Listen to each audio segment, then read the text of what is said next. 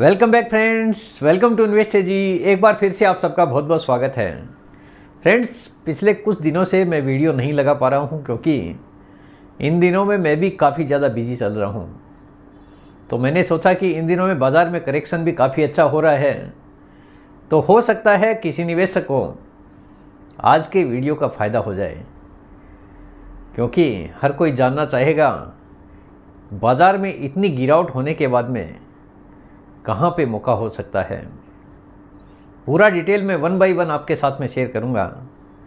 सबसे पहले मेरा इंट्रोडक्शन, मेरा नाम है रविकांत शर्मा और मैं MP registered mutual fund distributor हूँ। मेरा एमपी रजिस्ट्रेशन नंबर है ARN 138523। Employ unique ID number दिया है EUIN E234641। तो फ्रेंड्स, आप देख सकते हैं आज का जो मेरा मेन टॉपिक है, म्यूचुअल फंड में निवेश का सही समय। जानिए ज़रूरी बातें, क्योंकि बाज़ार में इतना सारा करेक्शन हो चुका है।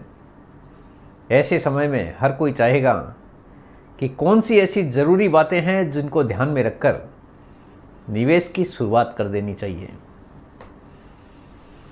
देखिए, क्या आप सोच रहे हैं कि म्यूचुअल फंड निवेश करने का ये सही समय है?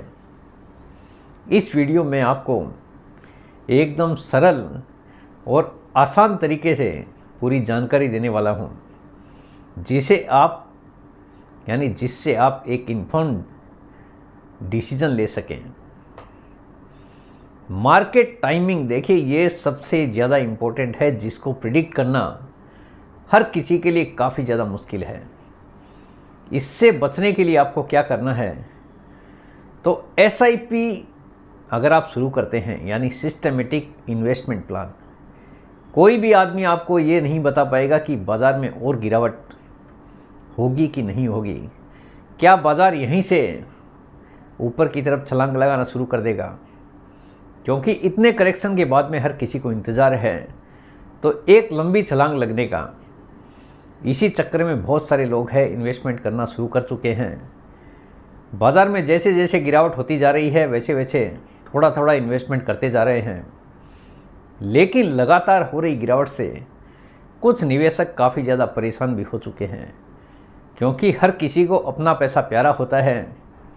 इसीलिए कोई भी निवेश अगर आप करते हैं तो एक सटीक प्लानिंग होना ज़रूरी है, क्योंकि बाज़ार को प्रिडिक्ट करना मुश्किल ही नहीं, नामुमकिन है। यानी कोई भी बाज़ार को प्रिडिक्ट नहीं कर सकता कि कल क्या होने वाला है। इसीलिए मैं आपको बोलता हूं कि पैसा वही लगाना है जिसकी आपको ज़रूरत ना हो, और जिस पैसे को निवेश करने से आपका पेशेंस ना डगमगाता हो। यानी थोड़ा थोड़ा करके आपको निवेश करना है, ना कि एक ही साथ में एक ही जगह पर पूरा पैसा आपको लगा देना है। ऐसे समय में SIP आपके लिए काफ़ी उपयोगी साबित हो सकता है। मार्केट टाइमिंग करने की कोशिश करने के बजाय SIP के जरिए नियमित निवेश करना ज़्यादा कारगर साबित होता है, क्योंकि जैसे जैसे बाज़ार में गिरावट आती है, आपको कम प्राइस में NAV मिलते जाता है। ओवर द पीरियड उसका एवरेज आउट काफ़ी अच्छा हो जाता है, जिससे लंबे टाइम में बड़ा पैसा बनने की उम्मीद बन सकती है। म्यूचुअल फंड में कब निवेश करना चाहिए, हर कोई जानना चाहता है। देखिए, और किसको निवेश करना चाहिए, ये भी आपके लिए काफ़ी ज़्यादा इम्पोर्टेंट है। अपने वित्तीय लक्ष्य, जोखिम लेने की क्षमता और समय सीमा के आधार पर निवेश की योजना बनाएं। यानी हर आदमी की अपनी एक कैपेसिटी होती है। किसी को कम रिस्क वाली स्कीम चाहिए, किसी को ज़्यादा रिस्क वाली स्कीम चाहिए।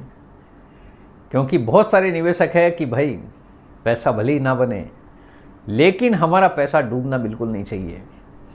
तो ऐसे निवेशकों के लिए डेब्ट फंड उपयोगी साबित हो सकते हैं।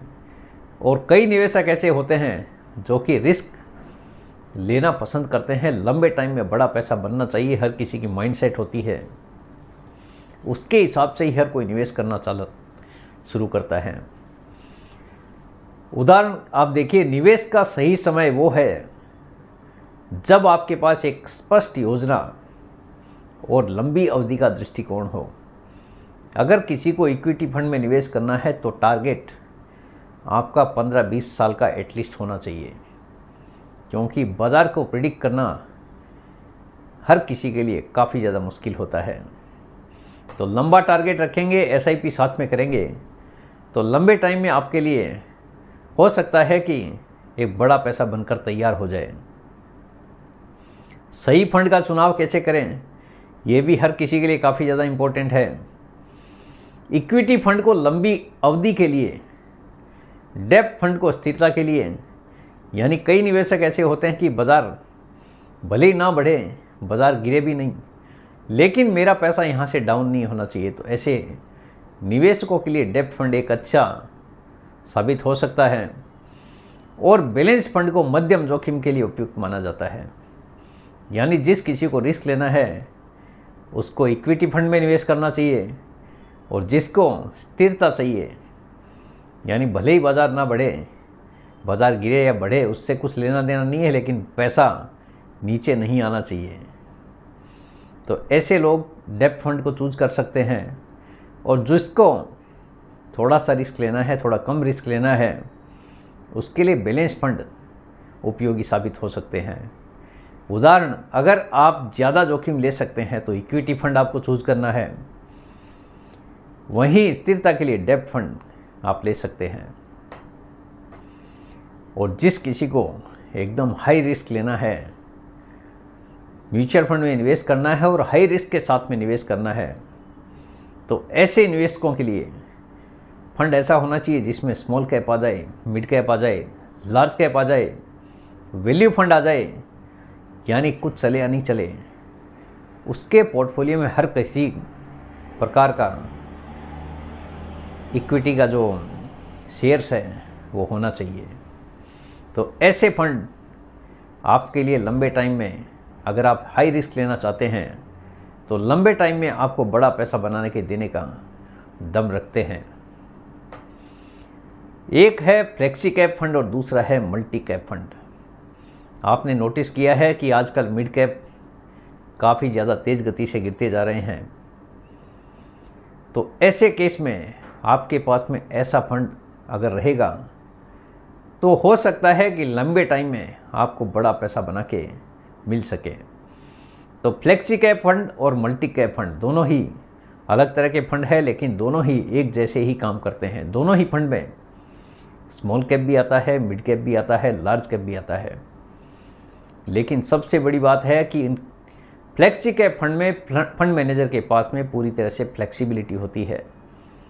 बाज़ार की परिस्थिति के हिसाब से जैसे चाहे वैसे स्मॉल कैप में कर सकते हैं, मिड कैप में कर सकते हैं, लार्ज कैप में कर सकते हैं। यहाँ पे कोई भी परसेंट वाइज डिसाइड नहीं किया गया है कि आपको इतना ही परसेंट यहाँ पे इस कैटेगरी में निवेश करना है। फंड मैनेजर जैसे चाहे, यानी अगर थेमेटिक फंड पसंद आ रहा है तो वहाँ पे भी निवेश कर सकते हैं। और मल्टी कैप फंड में तीनों ही कैटेगरी में 25% का निवेश होना ज़रूरी है, यानी स्मॉल कैप में भी 25%, मिड कैप में भी 25%, तो लार्ज कैप में भी 25% का निवेश करना कंपलसरी है। बचा हुआ 25% fund manager flexi cap fund की तरह निवेश कर सकते हैं, यानी 25% ही उनके पास में बचा है जिसको फ्लेक्सी कैप फंड की तरह काम में ले सकते हैं।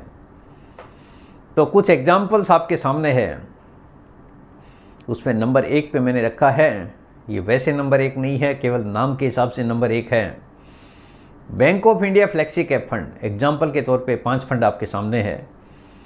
पराग पारिक फ्लेक्सी कैप फंड है, HDFC का फ्लेक्सी कैप फंड है, ICICI prudential flexi cap fund है, Franklin India flexi cap fund है। ये 5 एग्जाम्पल आपके सामने हैं। जो भी कोई निवेश करना चाहता है फ्लेक्सी कैप फंड, जिस किसी को पसंद है, एग्जाम्पल के तौर पे मैंने ये 5 फंड आपके सामने रखे हैं।